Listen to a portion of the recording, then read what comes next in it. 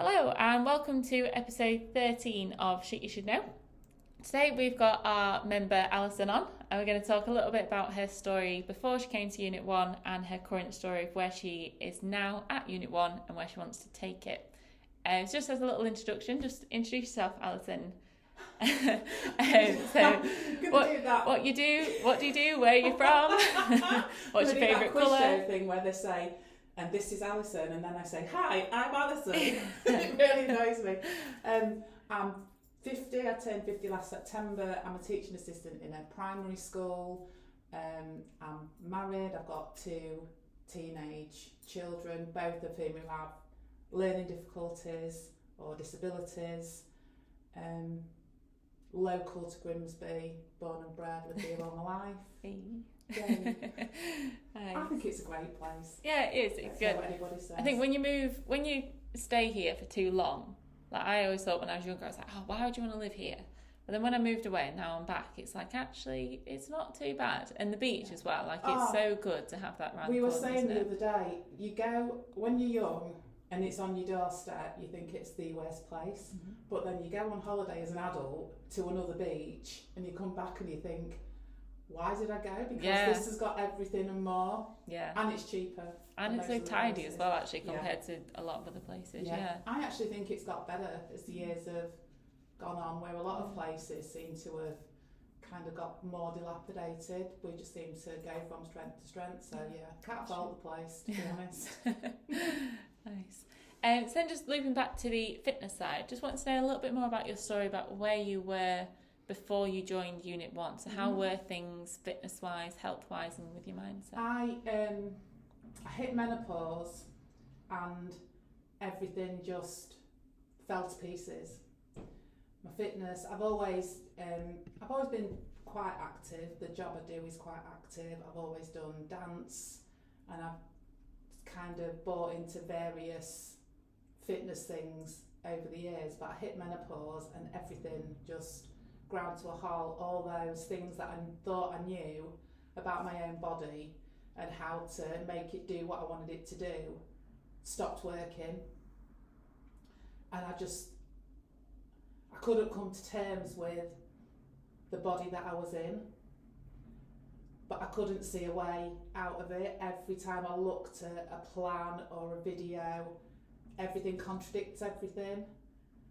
One person tells you must do this, then the next person says don't ever do the same thing, and I was just getting so confused and so down on myself, and I was just it didn't matter what I did, I could literally eat fruit for a week or eat pizza for a week and it made absolutely no difference.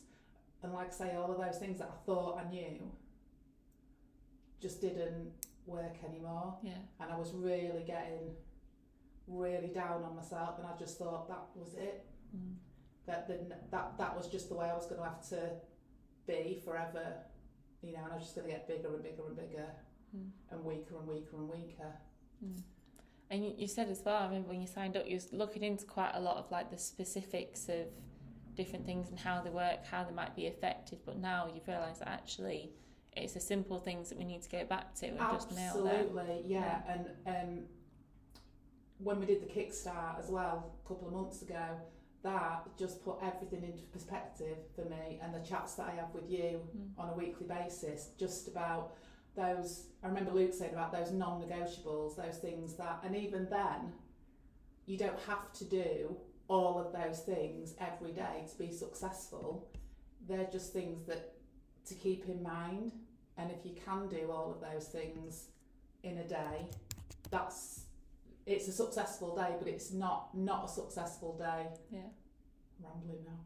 Not a successful day if you don't do those things. So that's what I've gone back to recently, is literally back to basics.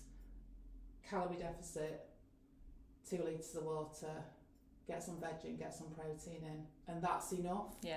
And it's coming to terms with that's enough. You don't have to go all out every day and deprive yourself and be miserable, because what's the point of that anyway? To be successful, and I think that's my biggest takeaway from Unit 1, it's putting everything into perspective. Yeah, and a lot of people think as well, those non-negotiables that you just listed about the calories, the protein, the veg, like people think, oh, so I've nailed that, what's the next step? Like most of the time for a lot of us, it's just, we'll just keep hitting that. Like there's no need to try and progress and make it more complicated and just crazy and turn our lives upside down again. Yeah. Just keep nailing those basics. And questions I've asked you before now, do I need to up my carbs? Do I need to put extra cardio in? Do I need to do this, that and the other? And the answer's always no, or it depends, or stick at what you're already doing. Absolutely. And if you can put a little bit of extra movement in, hence the biking. You're doing very well with that. I mean, that's amazing. That I never ever thought after my 20s I would ever get on a bike again. So that is utterly amazing. Really is. So just explain a little bit more about that. So you would used to like drive to and from the gym and from work and stuff, but now you bike? I do. I think, to be perfectly honest, it was the cost of living crisis that was the tipping point, and the way that fuel was just going up and up and up. And it's something that every summer I've thought, right, I'm going to get on a bike. I'm only 3.5 kilometres from work. I can do that on a bike. And then every summer it never happens. And then COVID hit and we were all at home. And then all of a sudden I started at Unit 1 and I just thought, right, I'm going to go and get a bike. And I started off a couple of times. My plan was twice a week to work. The days that I don't work out, I'm going to bike to work. And until I got COVID again, I was biking every day, and it was absolutely brilliant. And I can get there nearly as quick as I can in the car anyway. So that's what I always say, the amount of time it takes to get out your house, get in the car, get off the drive and start driving and park up and then get out. Like you could have just biked and when I drive to work every day, I think, oh, am I going to get a space in the car park when I get there? Or when I come out of work, has somebody blocked me in, am I going to have to go and find out whoever's car it is? When you're on a bike, you just up and you go, don't you? The amount of times I'm sat at traffic lights or whatever, or there's a big queue of cars, and I just, you ride past them all. It's like in a car, you start, stop, start, stop. But on a bike, it's just a constant movement, isn't it? Yeah, really good. I'm really, really, really pleased with it. Yeah, you're doing really well. And I bet that's helping with your cardio as well, because you've been doing running club. I started cardio club at the end of winter, I think, maybe after Christmas, I'm not sure. And it was just because there was a couple of other people in group, because cardio was after strength training session, and they kept saying, oh, why don't you stay? And I was like, no, I can't do that. I can't do cardio. I'm not a cardio person. And then one day I just thought, well, I'm here now, so I might as well stay. And literally, I think from that first time, I was hooked, not realising it was going to turn into run club because I am not a runner. I've got it's a bit of always been a bit of a trigger point for me, like even running for a bus, or running to the corner shop before it shuts, can't do it. And then cardio club turned into run club, and I just thought, well, I might as well just, I booked in, I might as well just do it. In that very first session, there was just you and me. Yeah, that was perfect, wasn't it? Yeah, and it was the most perfect introduction to it. And I always remember you saying, it doesn't matter how fast you go, how far you go, how much you run, how much you walk. It's about being present and just moving, and that's what I keep in mind every time I do it. Because again, having had COVID again, it's the knock-on effect of that has been a lot more severe than I anticipated. And the first time I came out to run after COVID, it was almost back to square one, but it doesn't matter because I know I'll get back to where I was and better. So and I always just keep in mind what you say, it's just about being present and just doing what you can do on that day.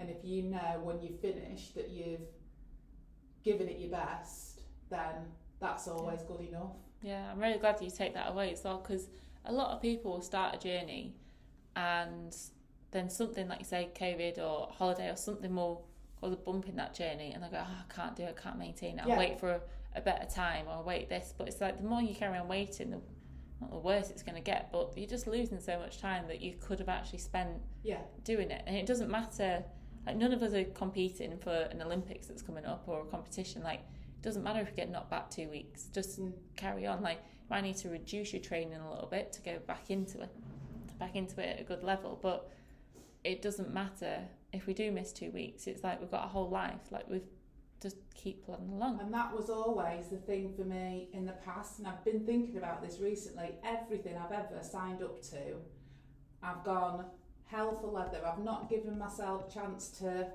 build up my abilities, build up my strength, build up my stamina or whatever. I've always gone in 1,000,000 miles an hour, do 2 or 3 weeks, get poorly, get a cold, get an injury or whatever, and then never go back.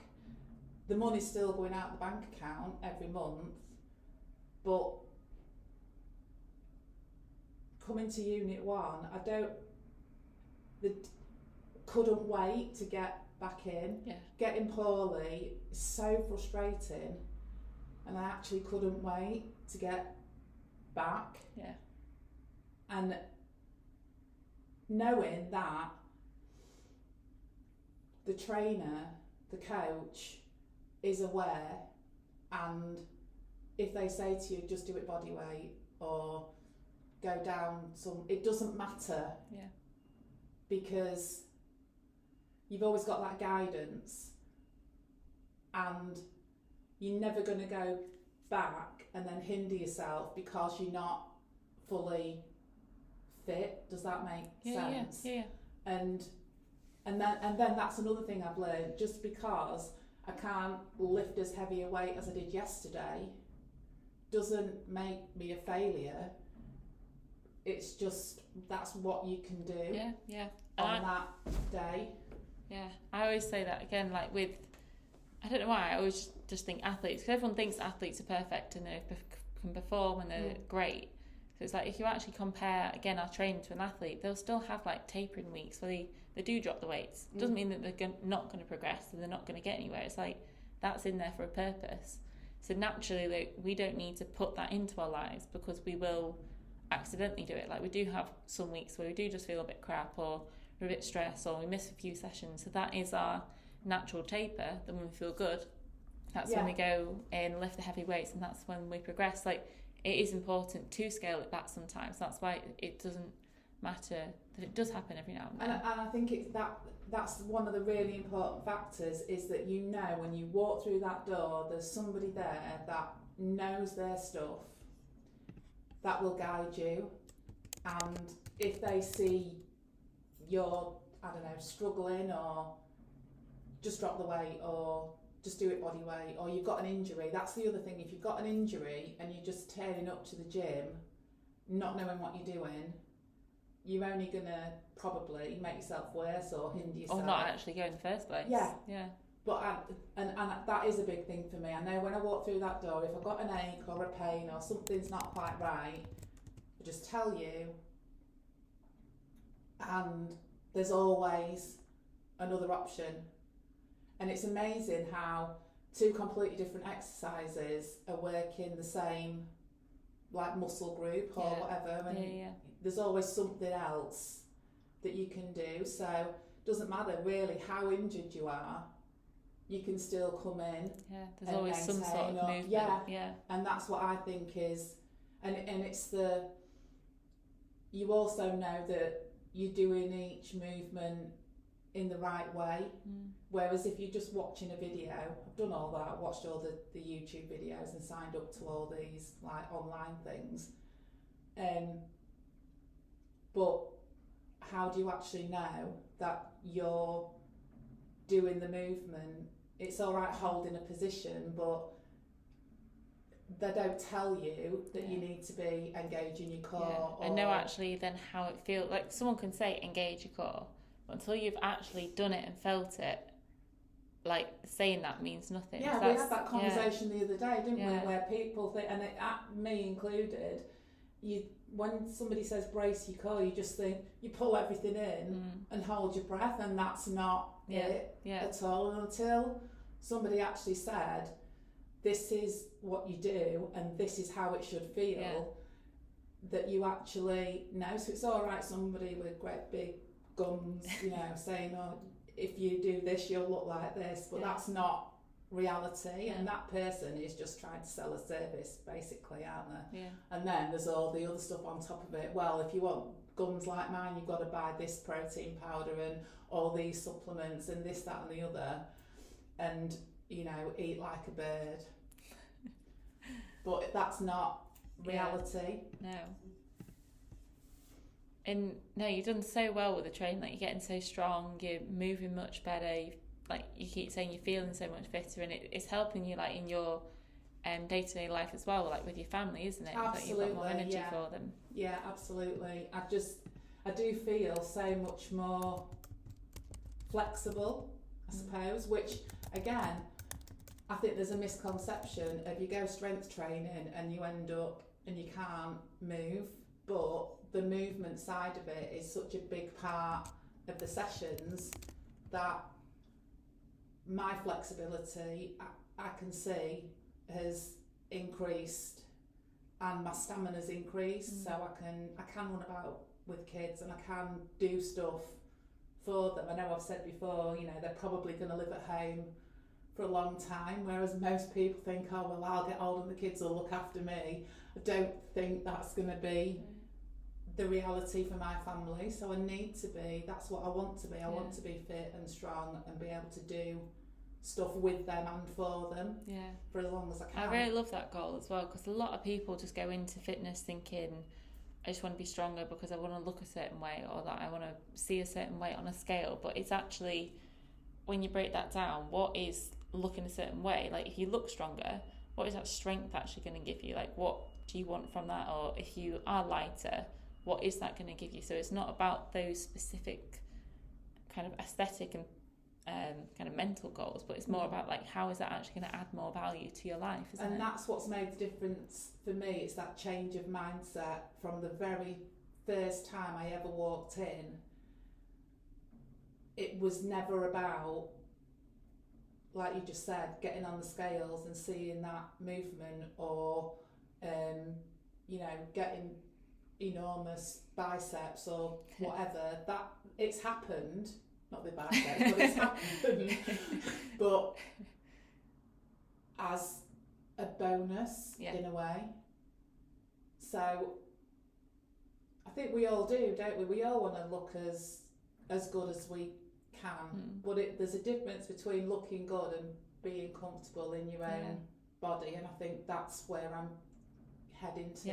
I remember you saying a couple of weeks ago, it's about you'll always look a certain way, but it's only until you then perceive yourself as that certain way, because, like, body dysmorphia is a thing. Like, you can not see yourself in a certain way, so until you change your mindset and you become happy with how you are, that's when you're like, actually, I am happy with my reflection and the way I'm training and the results that I'm getting. Like, that's when it really changes. And people in the gym as well, recently, I've had so many people say positive things, and I know it's not about that, and somebody did say to me the other day, I know it's not about that, but I can see a massive change. And I think that's really, although it's not the be all and the end all, I think that's been one of the things that's held me back in the past, is that I've not seen the change in the mirror, or I've not seen the change on the scales, or I've not seen the change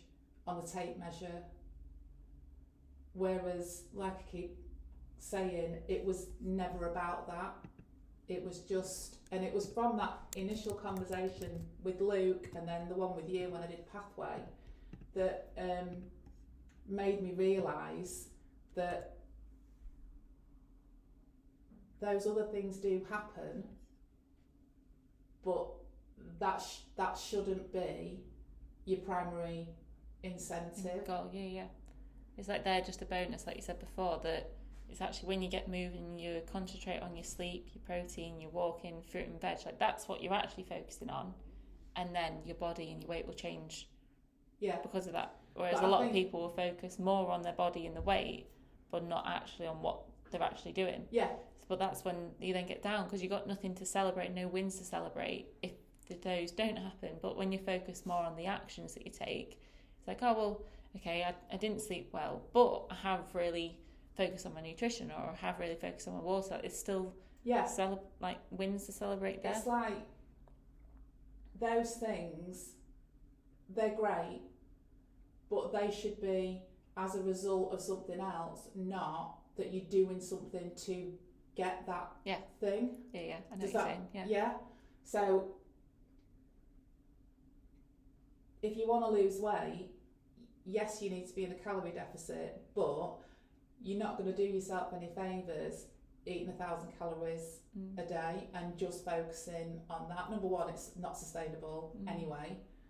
Number two, it's boring.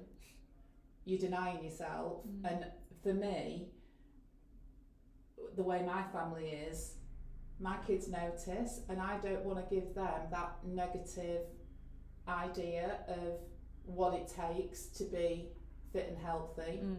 I don't want them to see me, if they want to have an ice cream, I'm having that ice cream with them, and it doesn't matter.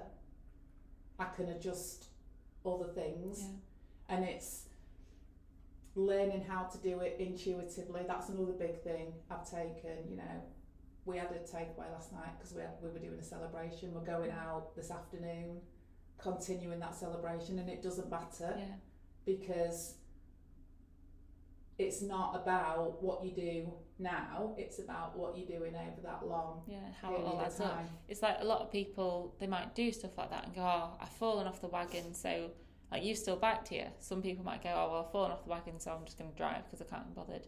Or like you'll still come to your session. So it's that balance that a lot of people think it's either one life or the other. And like you say, that influence that they have on the kids, that it's knowing that actually you can still have an ice cream and still be healthy. Like, I eat ice cream all the time. There was a point where I was thinking, oh God, maybe I'm not healthy, but I had a few checkups recently and I'm all good still. So it does prove that actually an ice cream a week or an ice cream every other day maybe, something like it doesn't matter as long as those healthy things are still in there, like the movement, the training, as long as they keep going along, it's completely fair. And that's why I really love that toothbrush analogy as well. I always say about brushing your teeth, because it's like, it doesn't matter if you forgot one day, or maybe you ran out of toothpaste, you only got a brush. Like, it doesn't matter if the combination's not perfect, or if you miss a day or whatever, just get back on it when you can. Like, you always will do that. So it's just the same with health and fitness, isn't it? Absolutely. And it's not one or the other. It's the way that it's the puzzle of the way it all fits together. And like I said before, if you I need to lose a stone because I've got to wear a bikini in 2 weeks' time, it's not realistic, it's not sustainable, and it isn't healthy, and that's not the message that I want to give to people, anybody really. No, it's so true. And I think there is a bit of a transition of people thinking like that and now thinking more about long-term health. And I think COVID's probably helped with that, because people have gone, actually, I don't need to be fit for my holiday. I need to be fit for myself, because if I'm not fit, I can't actually work, or I can't actually look after my kids, and I can't do a lot of these things. Like, illnesses are a thing. I think a lot of people just think, I'm not going to get it. But the last 2 years, people have gone, oh, that illness actually got me.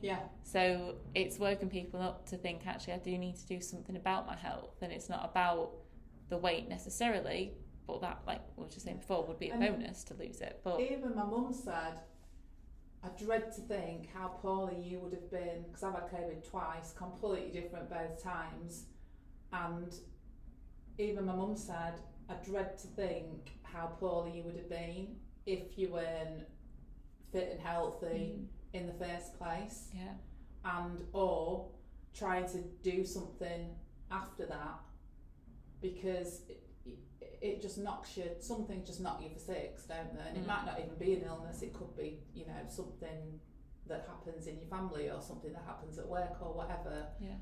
We all, nobody's life is perfect, is it? And it's just, this place is just somewhere to come, and you can leave it all at the door and just do what you need to do, or do what you know, you just turn up and you do it and you feel better. Doesn't matter how lousy I feel when I walk through that door. I don't think I've ever walked out without a smile on my face. Yeah. And it just so just feels so good. Yeah. That's what training should be about as well, and even like the coaching calls that we have as well. It's not about going, you've not done well, can't believe you've not stayed on track. Like you never want to leave the gym or end a call with someone feeling worse than what they came in. Like the aim of a coach is always to make a client or a member feel better than what they did when they first walked in, because you don't want someone feeling rubbish. And that is what you are all so brilliant at, you know, always leaving it on a positive. I don't think anybody's ever said anything negative anyway. Nobody's ever said, I can't believe you can't live that way, or I can't believe you didn't eat 5 different veggies today, whatever. Nobody's ever said that, where in a lot of other situations people would say that. So everything here is positive, and like we said before, it doesn't matter if you live less today than you did yesterday. You're still making progress, you're still showing up, you're still present and doing something. So if I come in and all I do is body weight exercises, that's still better than what would I have been doing? I'd have been sat on the telly, sat on the sofa, watching the telly, eating rubbish with the kids. And I've been enjoying myself, don't get me wrong, but different kind of ways. Isn't it? Exactly. Yeah. But now I can do all of those things. Nice. And you're doing great. So I'm just going to wrap this up then. It's been really good to have you on and hear like your thoughts a little bit more and share them as well. So just to wrap up, just going to ask 3, maybe 2 actually questions. Because I've rambled like you always do. Well, no, yeah. So three little points of. So if someone was unsure about their journey and they didn't know where to go, what 3 things have helped you get through your journey itself? So anything that's stuck in your mind about the coaching calls that we've had, or just 3 little things that help you stay on the way that you are each week? I put you on the spot here. One of the main things that I've done since I started at Unit 1 is get rid of all those other influencers, coaches, programs, whatever it is, that are all over social media, because like I said before, they all contradict each other. It's so confusing. And here it's just about the basics. You do the basics, all you've got to do is turn up, do it, and you can go again. And I've just learned so much, but the things I've learned are simple things that are relatively easy to maintain. So I say that's the biggest thing, is stop listening to all those other people. Is there two little other things, or should we leave it at one? I think that was a good one, to be fair. That was a really good one. I think, to be honest, just walking through that door, just if you can just muster the courage just to make that call and walk through that door, it's just life-changing. I can't imagine. I know we shouldn't harp on about the past, but I wish I'd done it years ago. Then again, I'm quite fatalistic about things, so I would just say, just mustering the courage just to walk through that door in the first place, is that's been life-changing for me. So, and you were so good at when you did come in, like it was, you could see that you were nervous, but you you've come along so far. Like, we're doing a podcast now. Like, it's crazy. I couldn't even do a squat thrust when I first started, or lift a 5 kilogram weight. So and it's those personal things as well. Just you know, it doesn't matter what the person next to you is doing. Yeah. If you do one more rep or one thing better than you've done it ever before, that's a massive win. Yeah. And I think that's another thing that I have learned. You don't have to be the best. You don't have to lift the most. You don't have to run the furthest. You don't have to do the most reps. You don't have to burn the most calories. Mm-hmm. You know, and you don't even have to, like I said before, do better than you did yesterday. Mm-hmm. Because it's trust the process. Yes. Basically. Love that. Trust the process. Always trust the process. Absolutely. Yeah. Absolutely. And just listen to people that know their shit. Yeah, shit you should know. Thank you everyone for listening to episode 13 of Shit You Should Know. I hope you've all enjoyed that as much as what we did recording it. And to anyone that isn't already a member of Unit 1, if you're listening to this and you'd like to have a journey and a story to do with your health and fitness similar to what Alison has just gone through and is going through, and please feel free and welcome to drop us a message, as we have many coaching options that can fit what you're looking for. And we actually have our early bird sign-ups for our yearly New You challenge coming up as well at the end of August. So if you'd like to learn more about your health and fitness journey, don't know where to start, want to get in touch, then please do message us on Instagram at unit_1, or you can message any of us coaches privately, and we'll get back to you too as well. So yeah, thank you again for listening. Have a great day, and we'll catch you next time.